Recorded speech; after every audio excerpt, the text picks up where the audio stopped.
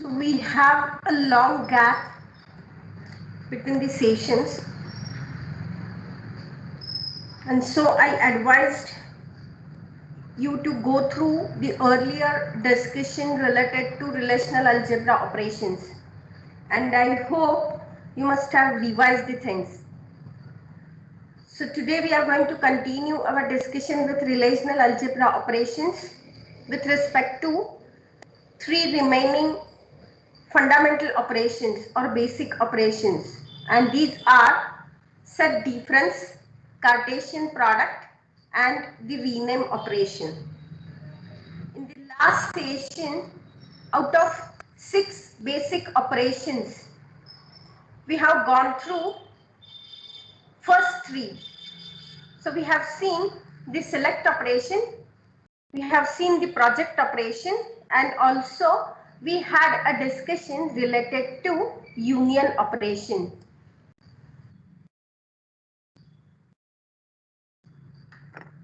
So let's proceed with the next operation, set difference operation. So the set difference operation is once again a binary operation, and the notation for set difference is this kind of a minus sign, we may say. So we say that R set difference S, and how to define it formally. R set difference S will provide us a set of tuples T such that T belongs to R and T will not belong to S. So this set difference operation will provide us the tuples. Those are present in R, but those are not present in S. The tuples, those belong to R, that is the first relation, but those do not belong to the second relation S. So this is what we are getting as the output of set difference operation. Once again, to perform set difference operation similar to that of the union operation, we need to satisfy 2 conditions with respect to the relations or the operands those we are operating upon. So in case of set difference, the first relation to be first condition to be satisfied is both the relations R and S must have the same arity. So we have seen actually these 2 conditions earlier whenever we talked about the union operation. So R and S must have the same arity, meaning the number of attributes those are present in the relation R and S, the number should be the same. Both should contain the same number of attributes. That is the first condition. And the second condition says that the attribute domains of both the relations R and S must be compatible. If both these conditions are satisfied, then and then only it is possible for us to perform this set difference operation. So once again, I'll repeat the definition. What is set difference operation and what it is giving us? This is a binary operation that will operate upon 2 relations R and S, and our set difference S operation will provide us the tuples. Those are present in relation R, but those are not present in relation S. Both these relations should satisfy 2 conditions. The first condition is they should have the same arity, and second condition, the attribute domains must be compatible. Then and then only it is possible to perform set difference operation. So let us see one example. Let us assume that we are having 2 relations R and S. So in relation R, we are having 2 columns A and B. In relation S also we are having 2 columns A and B, right? So the arity for R and S is same. The second condition says that the attribute should be compatible. So A is compatible, A in R is compatible with A in S, and also B in R is compatible with the column B in S. So it is possible for us to perform this set difference operation on these two relations R and S. So if we compute R set difference S, R minus S, what we are expecting in the result? The set of tuples T such that T belongs to R and T do not belong to S. So what would be the output? Anybody, what would be the output?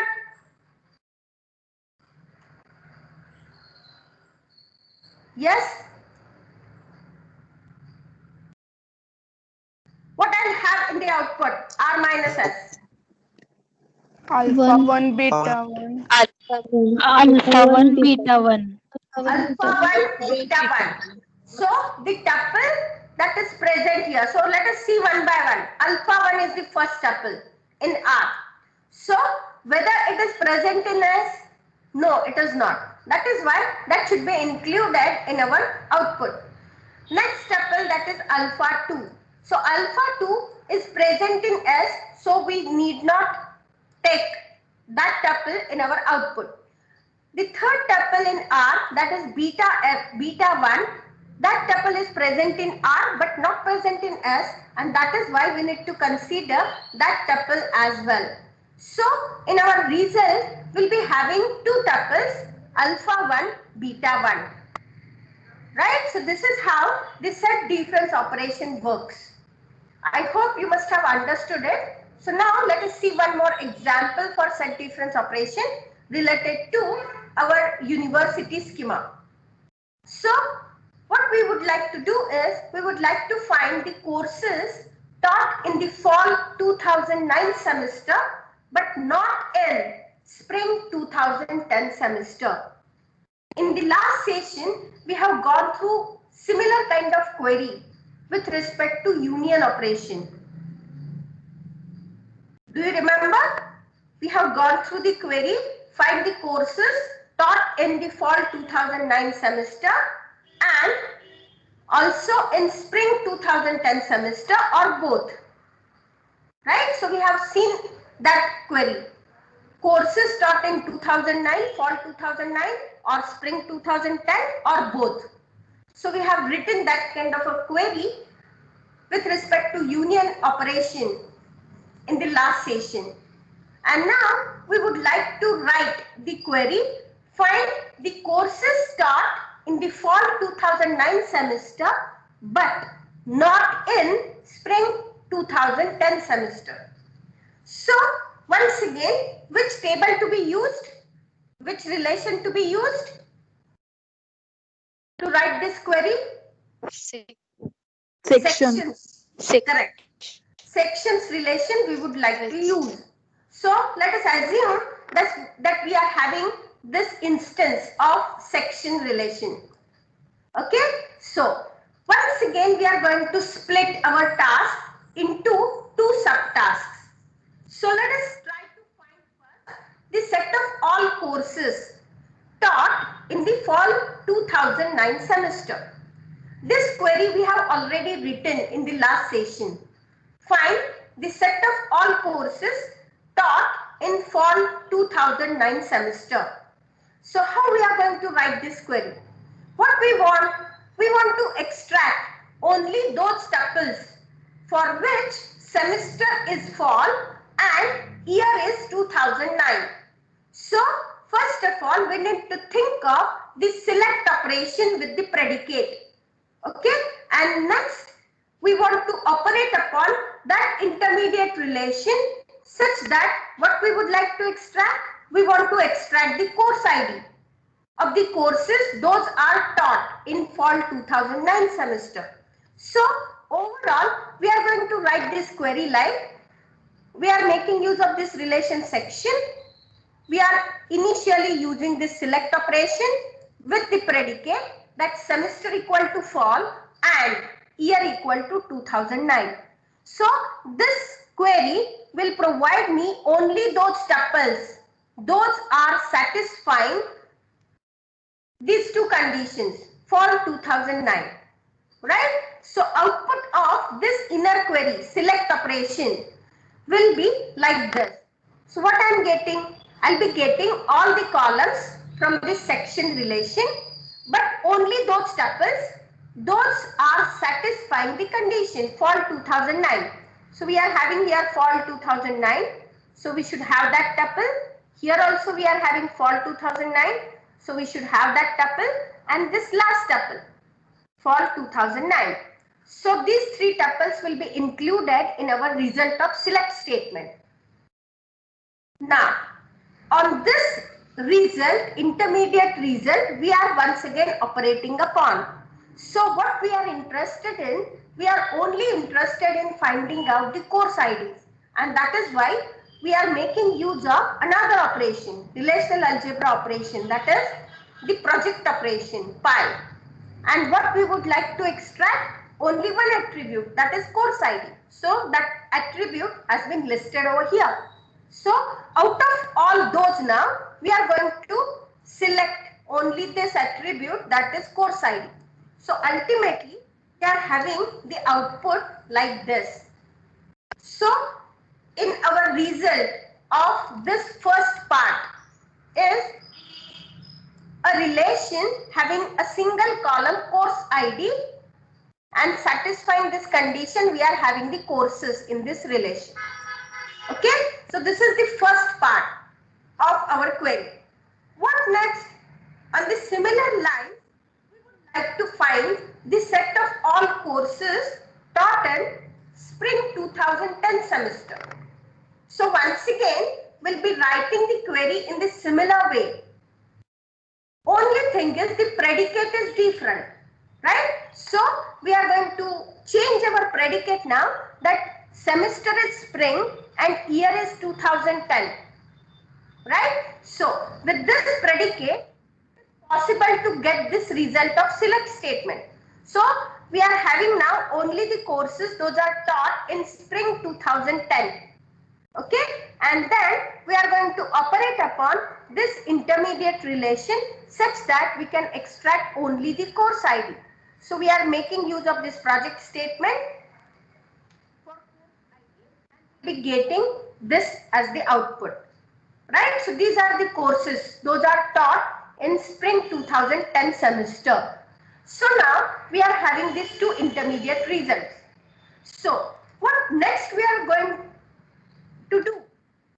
We are going to combine the results now. What we want? We want the courses taught in fall 2009 but not in spring 2010. Not in. So this not in indicates that we should use the set difference operation. So we are making use of set difference operation. So this first part of the query is going to provide us all the courses, those are taught in semester, fall and year 2009. So we are having this result. The second part of the query is providing us the courses taught in spring 2010. So we are having this result, and simply we are making use of this set difference operation. So the courses, those are taught in fall 2009, but those are not taught in spring 2010.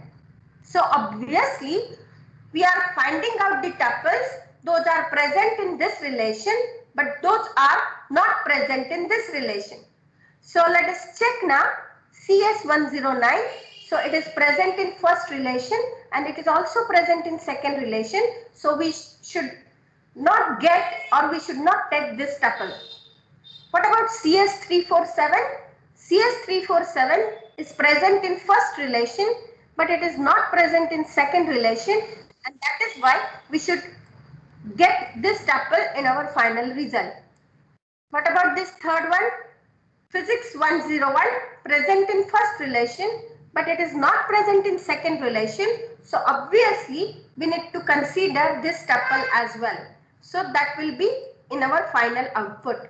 So ultimately the courses, those are taught in fall 2009 semester but not in spring 2010 semester, are two courses with course ID CS347 and Physics 101. So this is how we have got our result. Right? So logically, to write a query, logically we need to think upon. We need to split the given task into the subtasks. We need to appropriately use the proper relational algebra operations. And finally, we need to come up with the result. So, fine. So, let's proceed with the next operation, and that is the Cartesian product operation. So, this Cartesian product operation sometimes is also called as the cross product. So, Cartesian product or cross product. So, this operation allows us to combine the information from any two relations. So, once again, this is a binary operation and it requires two operands to operate upon. So, this operation allows us to combine the information from any two relations. The notation for Cartesian product is this multiplication operator, right? R cross S. So, how we are going to define now this operation formally? So, we say that this Cartesian product provides us a new relation comprising of the tuples TQ. So, this Cartesian product of R cross S will provide us the tuples of the form TQ such that T belongs to R and Q belongs to S. So, this first part of the tuple T and this is the second part of the tuple Q. Okay. So, this tuple or this part T belongs to my first relation R and this part Q belongs to my second relation, that is S. So, simply what we are going to do is we are simply going to have the combination of the tuples from both the relations. So, we are having the pairings of the tuples. So, we are picking up the tuple from R and will be pairing that tuple from R with every tuple from S. Similarly, we are picking up the second tuple from R and will be pairing up this tuple from R with every tuple from S. So, Cartesian product takes all the pairings, all the combinations, all the pairings of one tuple from R with one tuple of S. So, we'll be having in fact a huge set, that is R cross S, output of R cross S, right? So, if we assume that attributes of R on R and S on S are disjoint, meaning the schema R, right? So, this, what is this capital R? This R, uppercase R is the schema R and uppercase S is the schema S. So, if we say that R intersection S is giving us a phi set, meaning the attributes from R and S are disjoint, right? So, let us assume that we are having these attributes which are disjoint. Okay, then what will be getting? We'll be getting every tuple from R in combination with every tuple from S as it is. So, there will not be any need of any kind of duplicate attributes because the attributes from R are different from attributes of S, right? So, there is no duplication of attributes in R and S and in the final output R cross S. But if the attributes are not disjoint, If the attributes are not disjoint, then probably we need to rename the attributes. Those are duplicated. So it may happen that the attribute in R and the attribute in S are same. Say for example, course ID is the attribute that is present in my relation R also and in my relation S also. So in my final output, I'll be having two columns with name course ID, right? So if we are having two attributes having the same name in these two different relations, then what we need to do is we need to rename one of the columns, right, having the same names. Are you getting me?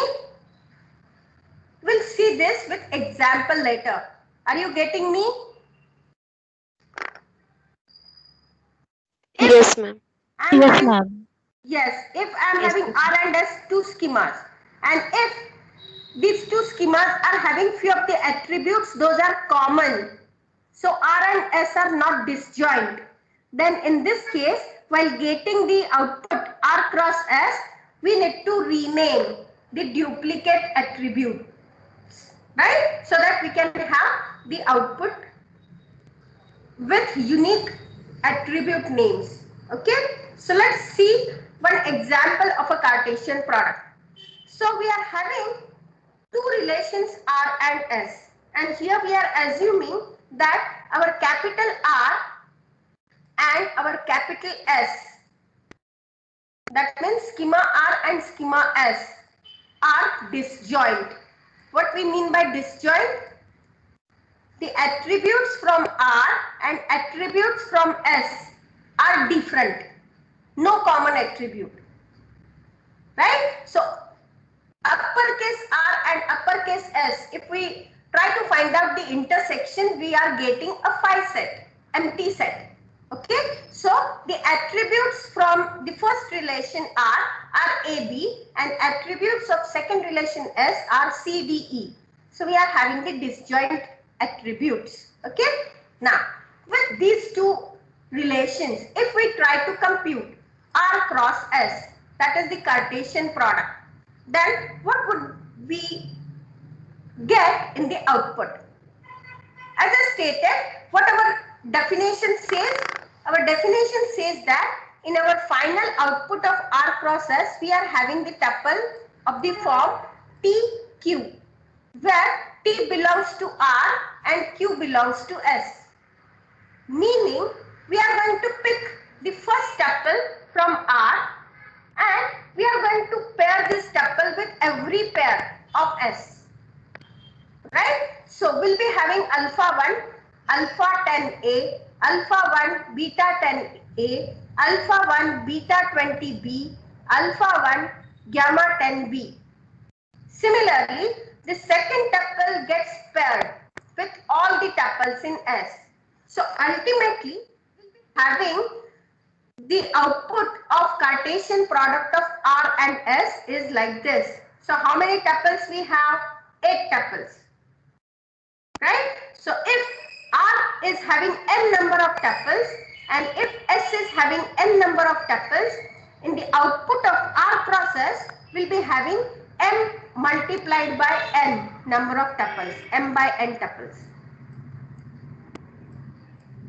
Right? So every tuple from R gets paired with every tuple of S.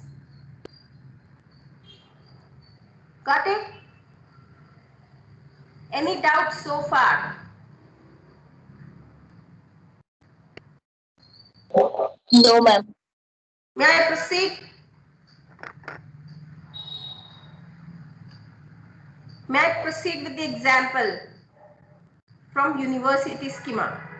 Yes, ma'am. So let us try to find out the Cartesian product of two relations in our university schema. And which are these two relations? We are having instructor relation and we are having teachers relation. Please refer to the schema that you have. Okay. So if we try to compute the Cartesian product of instructor and teachers. Instructor and teachers. Then how many attributes we will have in this output of cross product? So in the output, I must have all the attributes from instructor relation, and also I must have all the attributes from this teachers relation. So what are the attributes of instructor relation and how I am going to denote those? For instructor, I am having the attributes like ID, name, department name, and salary. Okay, so these are the attributes of instructor table. What are the attributes of teachers relation? We are having ID, course ID, then section ID, and semester year. So these are the attributes of teachers. So ultimately, how many columns we will be having in our output? We will be having the number of columns of instructor table plus the number of columns of teachers. So instructor table is having 4 attributes and teachers is having 5 attributes. Right? So in all, in this Cartesian product, I'll be having 4 plus 5, 9 attributes. Correct? And how I am going to denote that? As I mentioned, if both the tables are having the attributes which are same, then we should have some mechanism to distinguish the attributes having the same names. So one strategy that we are making use of is, instead of writing only the ID, we are making use of this alias. Right? So we will be having this strategy like the attribute belongs to which relation. We are also mentioning that in the form of alias. So instructor.id refers to the attribute ID from instructor relation. Instructor.name, so meaning the attribute name from instructor relation, and so on. So this is one way to avoid the duplication of the attributes having the same names. Even though now we are having ID in both these relations, instructor and teachers, how we are going to distinguish these IDs? We are writing it like instructor.id and teachers.id, so that we can differentiate between these IDs. Okay, so overall, all the columns of instructor and teachers will be there in my Cartesian product. Okay, another way to denote all those attributes is like this. Whichever is the common attribute, only for the common attribute we are making use of name of the relation. So instead of only writing ID, we are making use of instructor.id. Here only writing ID, instead of only writing ID, we are making use of teachers.id, just to distinguish between these two attributes. Rest of the attributes are unique, right? And that is why no need actually to write the name of the relation along with this attribute. So both the ways are valid ways, right? But typically, as a common guideline or a guideline, you may use such kind of notation always. So whatever may be the attribute that we are going to refer to, we should have a habit to use that name of the attribute along with its relation. So it will clearly indicate that this attribute belongs to this relation. Right? So this is a standard way of writing name of the attribute belonging to a particular relation. Right? So this is just the example that is denoting or that is giving you the insight how many attributes we will be having in the final output and how to refer to the attributes which are common in both the relations. Right? So I hope you must have understood this concept. And now let us see the output of this cross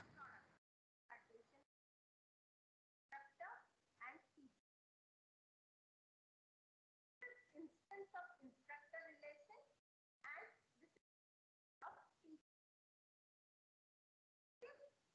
What we are having here is we are having Cartesian product of instructor and teachers. Instructor and teachers. Okay. So if I want to perform this Cartesian product, what would be there in my output? As we have seen with the very first simple example, we should have pairings of the tuples from both the relations. So we should pick the first tuple of relation instructor, and we should have pairing of this tuple with every tuple in this teacher's relation. Right? So we should have this first tuple. See here, this first tuple 10101 Srinivasan Physics 95000, and we are having 10101 CS 1011 Fall 2009. So what actually we are having is, we are having, see here it should not be 95000, but it should be 65000 according to this table. So first tuple is paired with this first tuple of teachers. Similarly, this first tuple is paired with the second tuple also of this relation. So the first tuple with second tuple of second relation. First tuple of first relation with third tuple of second relation, and so on. So this first tuple will have how many pairings? Number of tuples in my second relation. So number of tuples in second relation teachers are 15. So this first tuple gets paired with all those 15 tuples in second relation. Similarly, the second tuple of first relation gets paired with all the tuples from second relation, and so on. So ultimately, how many tuples I'll be having in my cross product? I'll be having N1 multiplied by N2 tuples. N1 is the number of tuples in instructor relation, and N2 is number of tuples in my teacher's relation. So ultimately, how many tuples I will have in the Cartesian product of instructor and teachers? I'll be having the number of tuples equal to N1 multiplied by N2. That means 12 into 15. So overall, in this cross product, with these instances of the relations, I'll be having 180 tuples in my cross product, instructor and teachers. Right? Please note here, in cross product, we are just pairing the tuples from both the relations. We are simply pairing the tuples from both the relations. And if you look at this ID and this ID, we are having these common attributes ID. So in my cross product, I am having instructor.id and I am having teachers.id. Right? So we are making use of name of the relation as well to distinguish these two IDs. Okay? And the interesting point to be noted here is, for some tuples T in R, for some tuples T in my final cross product, I am having the tuples such that instructor ID is not same as teacher's ID. I'll repeat. In our cross product, very important point that I am explaining right now. Please listen to it carefully. If I am having a cross product of two relations wherein I am having few of the attributes common. So here ID is common. In cross product or in Cartesian product, simply we are pairing the tuples from both the relations, and that is why many times it happens that some data in our Cartesian product is irrelevant. It is not relevant, and the reason is in few of the tuples of our Cartesian product, even though there are the common attributes in both the relations, we are not matching the common attributes from both the relations. So it may happen that in my final output, instructor ID is different than teacher's ID. Simply why? Because we are having the pairs. Say for example, in this tuple 10101, right, we are having the pairing with another ID, that is 15151. So it may happen because we are having simply the pairings of the tuples. And in a sense, if we are having such kind of a Cartesian product, sometimes we are having the data in our output that is not relevant. That is not relevant. Why? Simply because the common attributes are not matching with respect to their values, right? And that is why many times whenever we use this Cartesian product, right, we also are making use of some predicate that will match the common attributes from the relations those are participating in our Cartesian product, right? So we are going to look at the example for this Cartesian product, and then we are going to conclude. So, or rather we are out of time, so I'll give you this as the homework.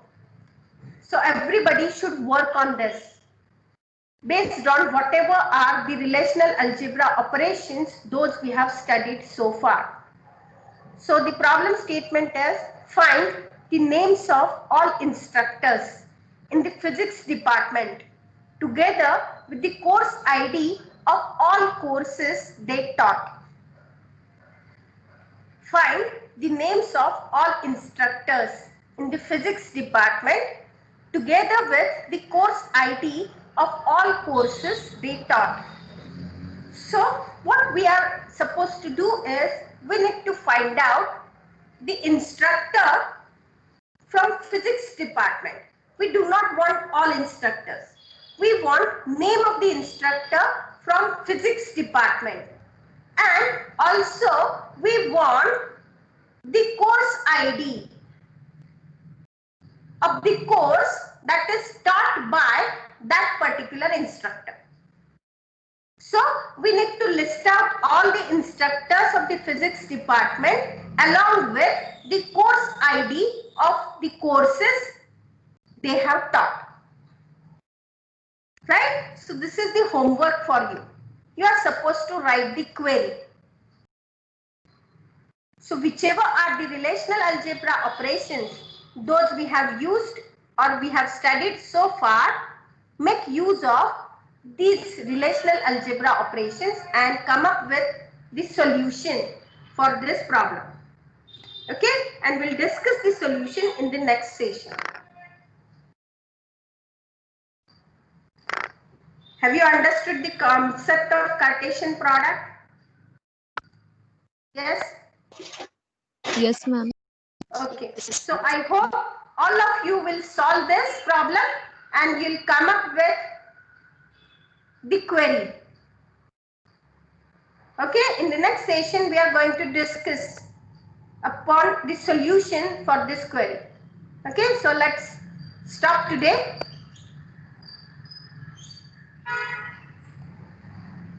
Thank you.